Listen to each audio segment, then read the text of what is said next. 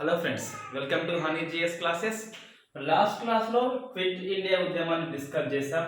So Gandhiji చేపట్టిన చిట్ట చివరి ఉద్యమం క్విట్ ఇండియా ఉద్యమం. సో మనకి స్వతంత్రం వైపు 7 అడుగుల్లో మొత్తం 5 అడుగులు అయిపోయాయి, ఇంకొక 2 మిగిలాయి. ఒకటేమో ఇండియన్ నేషనల్ ఆర్మీ, నెక్స్ట్ వచ్చేసి ఈ రివాల్యూషనరీ యాక్టివిటీ అని చెప్పేసి భగత్ సింగ్. పూర్తిగా నేతాజీ స్టోరీ, పూర్తిగా భగత్ సింగ్ అండ్ ఫ్యామిలీ అని చెప్పేసి సో వాళ్ళ రివాల్యూషనరీ యాక్టివిటీస్ డిస్కస్ చేస్తాం. సో ఈ క్లాస్లో ఐఎన్ఏ ఇండియన్ నేషనల్ ఆర్మీ అని చెప్పేసి ఎలా ఉద్భవించింది, ఎలా స్టార్ట్ అయిందని చెప్పేసి డిస్కస్ చేస్తాము. సో ఈ ఐఎన్ఏ ఏర్పాటులో మొత్తం 3 కీలక పాత్ర పోషిస్తారు. ఒకరు కెప్టెన్ మోహన్ సింగ్, పేర్లు గుర్తుంచుకోవాలి, captain Mohan Singh. Next Raj Bihari, not Ghosh, Bose. So Raj Bihari Bose. Next మన famous hero Subhash Chandrabose. So great lover and great fighter Subhash Chandrabose. మొత్తం 3 ఈ ఐఎన్ఏ ఏర్పాటులో కీలక పాత్ర పోషిస్తారు. సో ఫస్ట్ మనం ఇద్దరి స్టోరీ షార్ట్ ఉంటుంది, చూసేసి నెక్స్ట్ మన ఫేమస్ హీరోకి వెళ్ళిపోదాం. సో ఫస్ట్ ఎవరు? కెప్టెన్ మోహన్ సింగ్. కెప్టెన్ అంటే బ్రిటిష్ ఇండియాలో ఒక సైనిక అధికారి. ఇది ఇండియా అనుకుంటే, సో ఇక్కడ ఈ మలేషియా, థాయిలాండ్, బర్మా ఉంటాయి. ఇట్లా ఈ బ్రిటిష్ 1 సెప్టెంబర్ 1939 ఈ సెకండ్ వరల్డ్ వార్ 2 అనేది స్టార్ట్ అవుతుంది. సో 30 సెప్టెంబర్ 1939 అప్పటి governor general viceroy Lord Linlithgow Indians కూడా ఈ సెకండ్ వరల్డ్ వార్ లో పాల్గొంటారని చెప్పేసి అనౌన్స్మెంట్ చేస్తాడు. కొంతమందిని బ్రిటిష్ ఇండియా సైన్యం ఎవరైతే పనిచేస్తారో వాళ్ళని బ్రిటిష్ యొక్క స్థావరాలు ఉంటాయి. బ్రిటిష్ ని రవి అస్తమించని సామ్రాజ్యం అంటాము. రవి అస్తమించదు అంటే బ్రిటిష్ పరిపాలన ఎక్కడో ఒక కాడ భూభాగం మీద ఉంటది కాబట్టి. సో బ్రిటిష్ స్థావరాలు మలేషియా ఉంటది,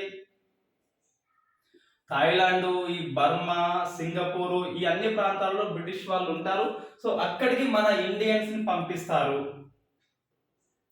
పంపించారు. సో జపాన్ అనేది ఇప్పుడు ఈ వరల్డ్ వార్ 2లో మొత్తం 2 కూటములు ఉంటాయి. ఒక కూటమి బ్రిటన్, సో ఇంకో కూటమి జర్మనీ. ఈ జర్మనీ హిట్లరు ఈ పోలాండ్ మీద దాడి చేస్తాడు, ఐరోపా మొత్తం ఆక్రమణ చేస్తాడు. సో వీళ్ళకి సపోర్ట్ గా బ్రిటన్ యుద్ధంలో పాల్గొంటది. సో జర్మనీ పక్క పొంటి జపాన్ ఉంటది, ఇటలీ ఉంటది. వీళ్ళ కూటమిలా ఈ జర్మనీ మొత్తం, ఇటలీ అవి 2 ఐరోపా చూసుకుంటాయి. జపాన్ అనేది పొట్టి వాళ్ళే గాని మహా గట్టి వాళ్ళని చెప్పేసి ఆసియా మొత్తం కవర్ చేస్తుంది జపాన్. చైనా కూడా ఆక్రమణ చేస్తుంది ఆ జపాన్. చైనా వాళ్ళని నరమేధము, ఊచ కోత వస్తుంది ఆ జపాన్ కంట్రీ అని చెప్పేసి. రైట్. ఈ జపాన్ అనేది ఆగ్నేయ ఆసియా మొత్తం ఆక్రమణ చేస్తుంది. మలేషియా, సింగపూర్, ఈ బర్మా ఆక్రమణ చేస్తుంది. ఆక్రమణ చేసినాక ఈ మన ఇండియన్స్ ఎవరైతే బ్రిటిష్ ఇండియా యుద్ధ ఖైదీలు అంటాం, ప్రిజనరీ ఆఫ్ వార్ అని చెప్పేసి POW అంటాం. సో ఈ యుద్ధ ఖైదీలని ఈ జపాన్ కి తీసుకుపోతుంది.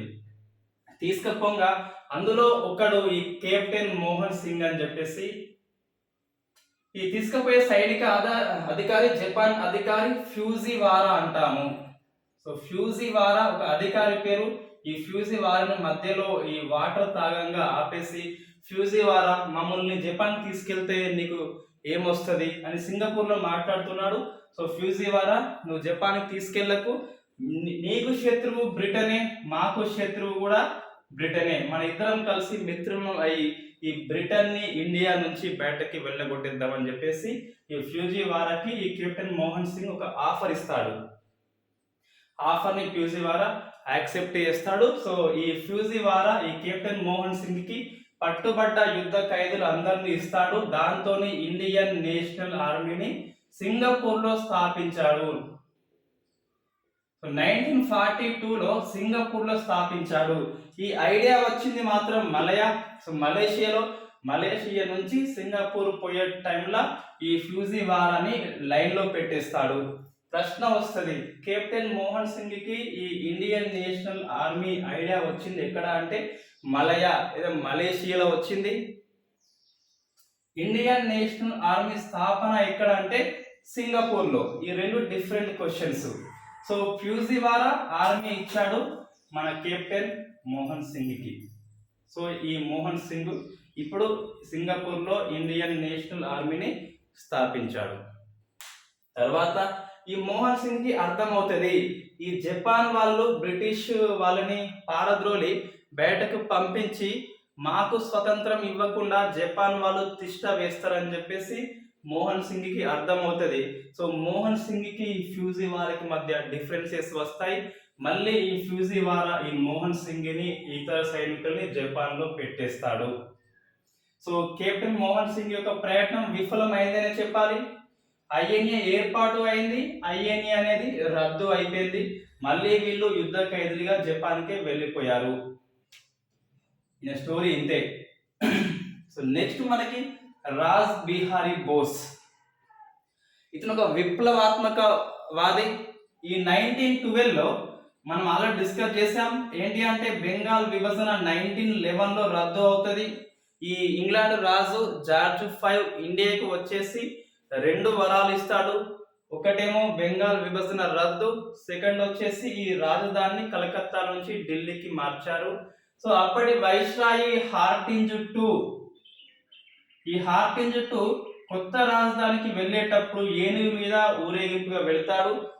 సో అప్పుడు బాంబేస్తారు ఈ సచింద్ర సన్యాల్ అండ్ రాజ్ బిహారీ బోస్. అతనే ఈ బోసు.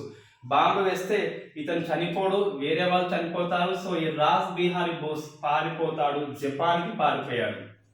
సో ఇండియా నుంచి బాంబు వేసి పోయి జపాన్లో పడ్డాడు ఈ రాజ్ బిహారీ బోస్. అక్కడ జపాన్లో 1942లోనే సేమ్ అదే ఇయర్లో ఇండియన్ ఇండిపెండెన్స్ లీగ్ అని చెప్పేసి కొత్త పార్టీ స్థాపిస్తాడు. సో ఇండియన్ ఇండిపెండెన్స్ లీగ్ అని చెప్పేసి, ఇండియన్ ఇండిపెండెన్స్ లీగ్ అని చెప్పేసి సో ఒక ఇండియా వాళ్ళతోని, జపాన్లో ఉన్న ఇండియా వాళ్ళతోని జపాన్ ప్రధాని ఈ షోజో అంటాము, టోజో, ఈ టోజోతోని మాట్లాడి, జపాన్ ప్రధాని అంటే ఆయన ఒక జనరల్, ఒక ఆర్మీ జనరల్, జపాన్లో సైనిక ప్రభుత్వం ఉన్నది అప్పుడు కాబట్టి, సో ఈ టోజోతో మాట్లాడి అదే యుద్ధ ఖైదీలతోని ఈ ఇండియన్ ఇండిపెండెన్స్ లీగ్ అని స్థాపిస్తాడు జపాన్లోని టోక్యోలో. గుర్తుపెట్టుకోవాలి. సో టోక్యోలో స్థాపిస్తాడు ఈ ఇండియన్ ఇండిపెండెన్స్. ఒక మీటింగ్ పెడతాడు. ఆ మీటింగ్ లో టోక్యోలో స్థాపన ఇండియన్ ఇండిపెండెన్స్ లీగ్ అని చెప్పేసి. సో అది రాజ్ బిహారీ బోస్. అప్పటికే వృద్ధుడు. 1912లో బాంబేశాడు. 1942 వచ్చింది. 30 ఏళ్ళు కాబట్టి యవ్వనం మొత్తం అయిపోయింది. ఒక వృద్ధ సింహం ఈ రాజ్ బిహారీ బోస్. ఇద్దరి స్టోరీ అయిపోయింది. సో ఈ రాజ్ బిహారీ బోస్ ఇదే ఈ ఇండియన్ ఇండిపెండెన్స్ లీగ్ ని చివరికి ఈ సుభాష్ చంద్రబోస్ యొక్క ఇండియన్ నేషనల్ ఆర్మీలో విలీనం చేస్తాడు. సో ఇతన్ని ఈ జపాన్ కి ఆహ్వానించింది చంద్రబోస్ని మన రాజ్ బిహారీ బోసే. సో రాజ్ బిహారీ బోస్ ఈ బ్యాంకాక్ లో ఒక మీటింగ్ లో, తన రెస్పాన్సిబిలిటీ అంతా కూడా ఈ చంద్రబోస్ కు ఇస్తాడు. సో రాజ్ బిహారీ బోస్ కూడా అయిపోయింది. బ్యాంకాక్ మీటింగ్ లో ఈ ఇండియన్ ఇండిపెండెన్స్ లీగ్ యొక్క రెస్పాన్సిబిలిటీ, నేను వృద్ధుని, నేను పని చేయాలని చెప్పేసి మన ఈ చంద్రబోస్ కి ఇస్తాడు. ఇప్పుడు ఆనంద్ మోహన్ బోస్ అయిపోయింది, రాజ్ బిహారీ బోస్ అయిపోయింది. వయసు కారణంగా రెస్పాన్సిబిలిటీ మొత్తము ఈ చంద్రబోస్ కి అప్పగించాడు. ఇక్కడ బ్యాంకాక్ లో టోక్యో మీటింగ్ లో స్థాపిస్తాడు ఇండియన్ ఇండిపెండెన్స్ లీగ్. బ్యాంకాక్ లో చంద్రబోస్ కి అప్పగిస్తాడు. 1943లో సింగపూర్ లో, మళ్ళా గుర్తుపెట్టుకోండి, సింగపూర్ లో ఈ ఇండియన్ ఇండిపెండెన్స్ లీగు, ఈ ఆజాద్ హిందూ ఫౌజ్ మొత్తం కలిపి ఇండియన్ నేషనల్ ఆర్మీగా ఈ సుభాష్ చంద్రబోస్ తిరిగి ఎస్టాబ్లిష్ చేస్తాడు. దీనే ఆజాద్ హిందూ ఫౌజ్ అంటాము. So Azad Hindu Fauj, Indian national army. So Singapore లో స్థాపన, మళ్ళీ తిరిగి చంద్రబోస్ తోని. ఓకే, ఇప్పుడు ఏంటి, ఒక్కసారి మనం మళ్ళీ బ్యాక్గ్రౌండ్కి వెళ్ళాలి. చంద్రబోస్ పుట్టిన టైంకి పోవాలి. సో చంద్రబోస్ మనకి ఈ 1897లో అనుకుంటా. సో ఇప్పుడు 125 ఇయర్స్ ఈ సంవత్సరము ఉత్సవాలు జరగబోతున్నాయి. 23rd పరాక్రమ్ దివాస్. సో పుట్టింది 1897లా జనవరి 23న ఒరిస్సాలోని కటక్లో పుట్టాడు. సో ఒరిస్సా రాజధాని అప్పుడు కటక్, ఇప్పుడు భువనేశ్వర్. సో కటక్లో పుట్టాడు ఈ 1897 జనవరి 23న. నెక్స్ట్ ఈ 1920లో ఈ ICS Indian civil service exam రాస్తాడు. 4th ర్యాంక్ వస్తుంది ఈ ఆల్ ఇండియా లెవెల్లో. బట్ 1921లో ఈ గాంధీజీ పిలుపు, ఎన్సిఎం నాన్ కోఆపరేషన్ మూవ్మెంట్ పిలుపు మేరకు ఈ ఐసిఎస్ పదవికి రాజీనామా చేస్తాడు మన చంద్రబోస్. సో రాజీనామా చేస్తాడు. 4th ర్యాంక్ వచ్చింది, అయినా రాజీనామా చేస్తాడు. నెక్స్ట్ ఈ కాంగ్రెస్ లో చేరిపోతాడు. ఇక్కడ సిఆర్ దాస్ ఆయన గురువు చిత్తరంజన్ దాస్ అని చెప్పేసి మనం చదువుకున్నాము. ఈ ఎన్సిఎం అనంతరము ఈ స్వరాజ్య పార్టీ స్థాపించింది Motilal Nehru and CR Das. Swarajya party లేదా స్వరాజ్ పార్టీ అని చెప్పేసి కాంగ్రెస్ ఖిలాఫత్ స్వరాజ్ పార్టీ 1922, 1923లో స్థాపిస్తారు సిఆర్ దాస్, మోతీలాల్ నెహ్రూ. ఈ స్వరాజ్య పార్టీ అనేది ఎన్నికల్లో పోటీ చేస్తుంది. తర్వాత 1924లో మున్సిపాలిటీ ఎన్నికలకు కూడా పోటీ చేస్తుంది. సో మున్సిపాలిటీ ఎలక్షన్లో ఈ సిఆర్ దాస్ ఈ కేంద్ర సభలకు పోకుండా మున్సిపాలిటీ ఎలక్షన్లో పాల్గొంటాడు. మున్సిపాలిటీ ఎలక్షన్లో గెలుస్తాడు. కలకత్తాకి మేయర్ అవుతాడు. సో కలకత్తాకి మేయర్ అయిపోయిండు 1924లో. ఈ టైంలో సిఇఓగా కలకత్తా సిఇఓ ఈ చంద్రబోస్ని నియమించుకుంటాడు. ఎవరు? ఈ కలకత్తా మేయర్ అని చెప్పేసి. సో చంద్రబోస్ని సిఇఓగా అపాయింట్మెంట్ చేస్తాడు. తర్వాత ఈ కలకత్తాలో ఇదేమంటారు సెడిషన్ యాక్ట్ కింద, సో సెడిషన్ యాక్ట్ కింద ఈ దేశద్రోహ కేసు కింద ఇతన్ని బహిష్కరణ చేస్తుంది బ్రిటిష్ ప్రభుత్వము. బహిష్కరణ చేస్తే ఇతను యూరప్ పోతాడు. యూరప్ పోయినాక అక్కడ ఆస్ట్రియా, జర్మన్ పక్క పొంటే ఉంటది ఆస్ట్రియా అని చెప్పేసి. సో ఈ ఆస్ట్రియాలో ఒక అమ్మాయిని చూసి లవ్ లో పడిపోతాడు.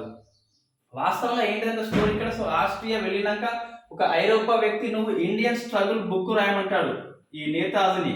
సో ఇండియన్ స్ట్రగుల్ బుక్ ఎవరిదంటే మన నేతాజీది. ఇండియన్ స్ట్రగుల్ బుక్ రాయమంటాడు. సో ఆ బుక్ రాయాలంటే ఇతనికి టైపింగ్ వచ్చిన అమ్మాయి ప్లస్ ఇంగ్లీష్ వచ్చిన అమ్మాయి కావాలని చెప్పేసి ఈ చంద్రబోసు అడిగితే అప్పుడు అతను ఈ ఎవరు ఇమిలీ శంకల్ అని చెప్పేసి ఆమెను పంపిస్తాడు. సో ఇమిలీ శంకల్ అని చెప్పేసి లవ్ ఎట్ ఫస్ట్ సైట్, ఈ ఫస్ట్ చూపులోనే ప్రేమలో పడిపోతాడు మన చంద్రబోస్. ఈ ఇండియన్ స్ట్రగుల్ బుక్ రాసేటప్పుడు ఈమె హెల్ప్ చేస్తూ ఉంటది. సో ఇద్దరు లవ్ లో పడతారు. సో పెళ్లి చేసుకుంటారు. కూతురు కూడా అనితా బోస్ అని చెప్పేసి ఆ కూతురు కూడా పుట్టేస్తుంది. మళ్ళీ ఇండియాకి వస్తాడు. ఇండియాకి వచ్చినాక ఒక లవ్ లెటర్ రాస్తూ ఉంటాడు. ఇక ఈ విరహ వేదన భరించలేక లవ్ లెటర్ రాస్తూ ఉంటాడు. అందులో ఏం రాస్తాడు అంటే ఇమిలీ డియర్ శంకల్, మై డియర్ శంకల్, నన్ను ఎంతో మంది అమ్మాయిలు ట్రై చేశారు కానీ నేను ఏ అమ్మాయికి పడలేదు, నీకు పడిపోయానని చెప్పేసి ఆ లెటర్ రాస్తాడు. నేను చూసిన ఫస్ట్ అమ్మాయి నువ్వే, నా చివరి అమ్మాయి నువ్వే అని చెప్పేసి లెటర్ రాస్తాడు.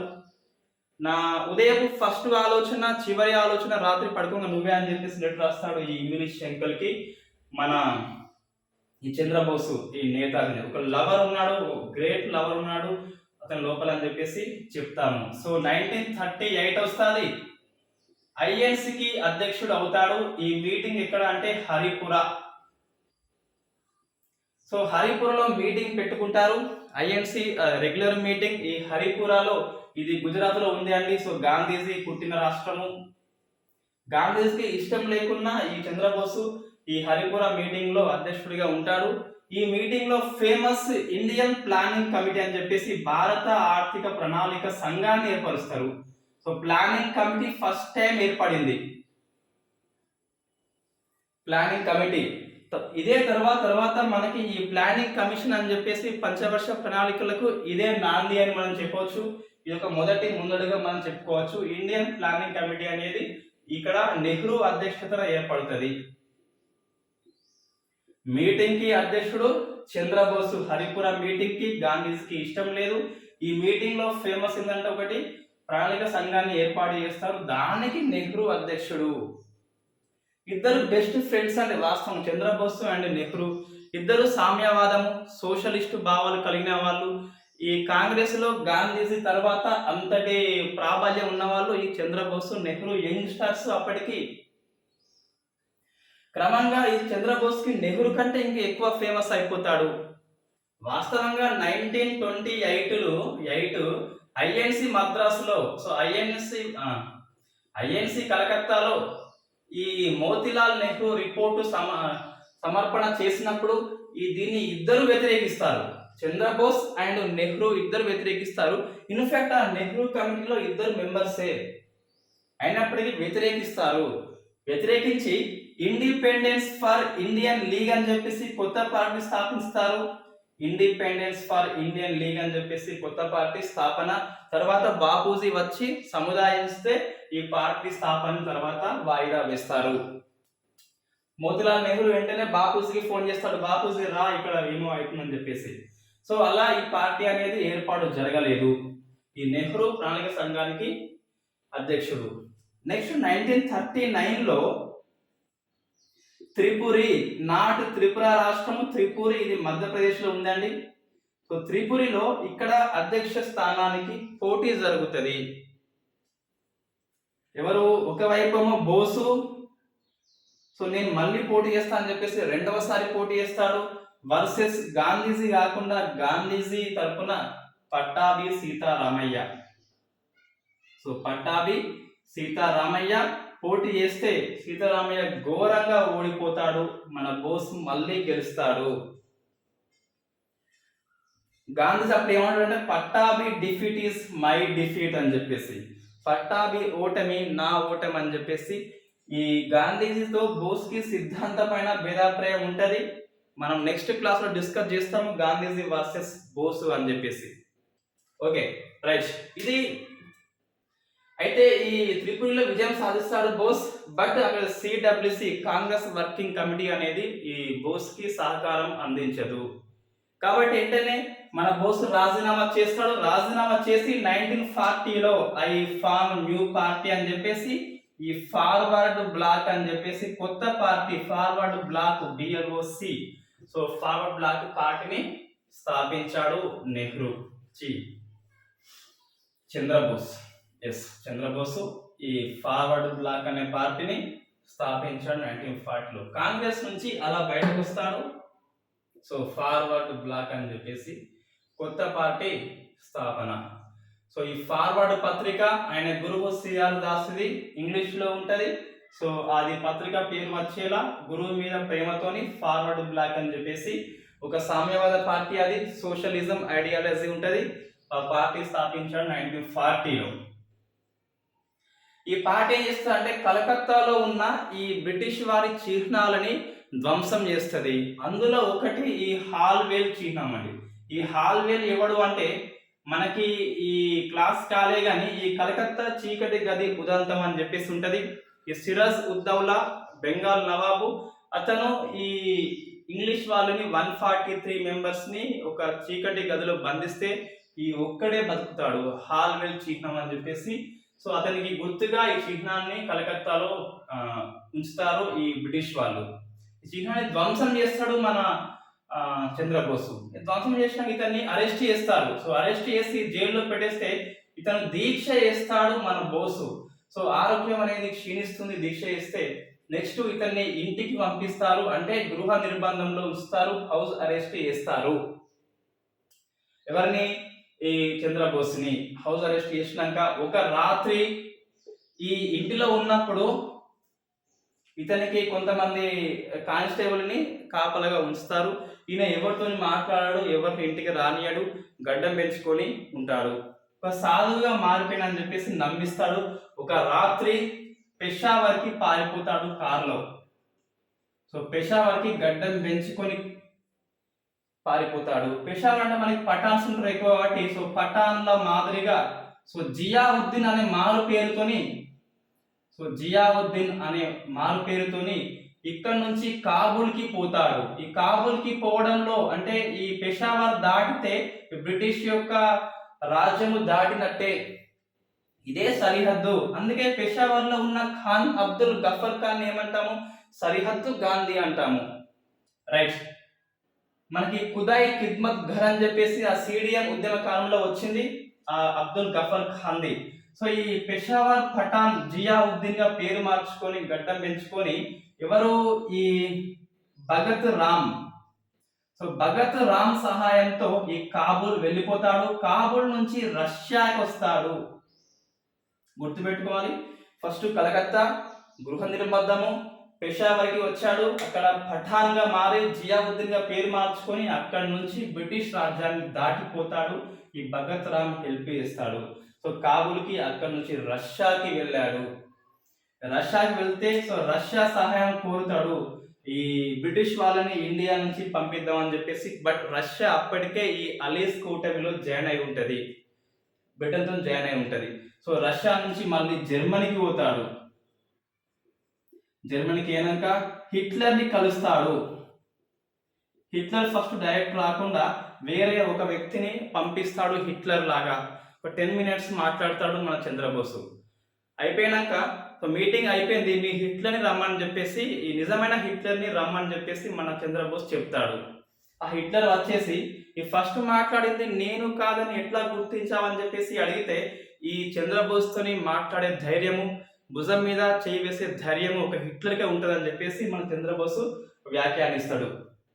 సో అలా హిట్లర్ యొక్క మెప్పు పొందాడు మన చంద్రబోసు. ఆయన యొక్క టాక్ట్ఫుల్నెస్, సమయస్ఫూర్తి అలాంటిది.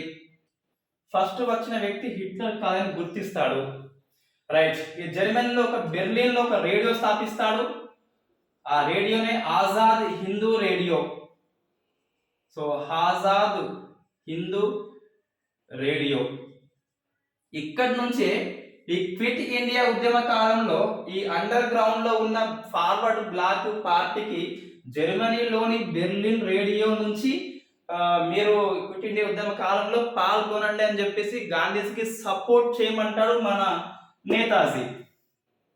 సో నా దారి వేరు, గాంధీ దారి వేరు, బట్ మీరు గాంధీకి హెల్ప్ చేయమని చెప్పేసి ఫార్వర్డ్ బ్లాక్ పార్టీ వాళ్ళని ఇది ఎంకరేజ్మెంట్ చేస్తాడు. ఈ బెర్లిన్ నుంచి ఈ ప్రశ్న మనకు వచ్చిందండి. సో క్విట్ ఇండియా ఉద్యమ కాలంలో బెర్లిన్ పార్టీ అంటే ఏది, ఈ ఫార్వర్డ్ బ్లాక్ పార్టీ సపోర్ట్ చేస్తుంది గాంధీజీని. బెర్లిన్ యొక్క రేడియో నుంచి ప్రసంగిస్తాడు మన నెహ్రూజీ. రైట్. జర్మనీతోని ఇక మాట్లాడి నెక్స్ట్ జపాన్ కి పోతాడండి. జపాన్ కి పోతాడు. సో జపాన్ కి రమ్మన్నది ఎవరు అంటే ఇన్ఫాక్ట్ మన రాజ్ బిహారీ బోస్ రమ్మంటాడు. సో జపాన్ లోని టోక్యోకి వెళ్తాడు మన ఎవరు, ఈ చంద్రబోస్ వెళ్తాడు. సో జపాన్ లో ప్రధాని వచ్చేసి టోజో. సో ప్రధాని ఒప్పుకుంటాడు. ఈ జపాన్ లో పట్టుబడ్డ ఇండియన్ ఖైదీలను అందరినీ ఇస్తాడు ఈ మన చంద్రబోస్ కి. సో ఏది బ్యాంకాక్ మీటింగ్ లో చంద్రబోస్ని పిలుస్తాడు. ఎవరు, ఈ రాజ్ బిహారీ బోసు, నువ్వు సింగపూర్కి రమ్మని చెప్పేసి. సో జపాన్ నుంచి మళ్ళీ సింగపూర్కి వచ్చేసి, సో సింగపూర్ లో ఇండియన్ నేషనల్ ఆర్మీ అనేది రీఆర్గనైజ్ మళ్ళీ తిరిగి స్థాపించుతారు ఈ చంద్రబోస్ అండ్ రాజ్ బిహారీ బోస్. బట్ రాజ్ బిహారీ బోస్ వృద్ధాప్యం కారణంగా మరణిస్తాడు 45 లో. సో 1943లో ఇది ఇంపార్టెంట్ అండి. సో 43లో సింగపూర్ లో ఇండియన్ నేషనల్ ఆర్మీ, దీన్నే ఆజాద్ హిందూ ఫౌజ్ అని చెప్పేసి పిలుస్తాం. ఆజాద్ హిందూ ఫౌజ్ పిలిచిందేమో ఇక్కడ బ్యాంకాక్ నుంచి పిలుస్తాడు. ఈ రాజ్ బిహారీ బోస్ ఏమో టోక్యోలో ఈ ఇది ఇండియన్ ఇండిపెండెన్స్ లీగ్ స్థాపిస్తాడు. రాజ్ బిహారీ బోస్ అనేది ఇండియన్ ఇండిపెండెన్స్ లీగ్. ఈ నెహ్రూ అండ్ చంద్రబోస్ ఏమో ఇండిపెండెన్స్ ఫర్ ఇండియన్ లీగ్ అండి. సో ఇలా Calcutta, Peshawar, Kabul, Russia, Germany Hitler కలుస్తాడు. రేడియో స్థాపన ఇక్కడ ఉన్నప్పుడు ఈ బ్యాంకాక్ మీటింగ్ లో మన రాజ్ బిహారీ బోసు చంద్రబోస్ను ఆహ్వానిస్తే అక్కడ నుంచి జపాన్ వస్తాడు, టోక్యోలో మాట్లాడతాడు, టోజోతోనే సింగపూర్ వెళ్తాడు. సింగపూర్ లో పార్టీ అనేది INA స్థాపన. సో ఇప్పుడైతే మన హీరోకి సైన్యం వచ్చింది, ఇక ఫైట్ చేయాలని చెప్పేసి ఫైట్ చేస్తాడు. మనం నెక్స్ట్ పార్ట్ 2లో చూద్దాం ఈయన చేసిన ఫైట్ ఏంటి అని చెప్పేసి. ఈ జై హింద్ స్లోగన్ ఎవరిది, జై హింద్ ఎప్పుడు ఇచ్చాడు అని చెప్పేసి అందులోనే వస్తుంది. గాంధీజీని ఏ సందర్భంలో జాతి పిత అని చెప్పేసి పిలిచాడో అందులోనే వస్తుంది. నెక్స్ట్ క్లాస్ మనం డిస్కస్ చేద్దాం. Thank you very much.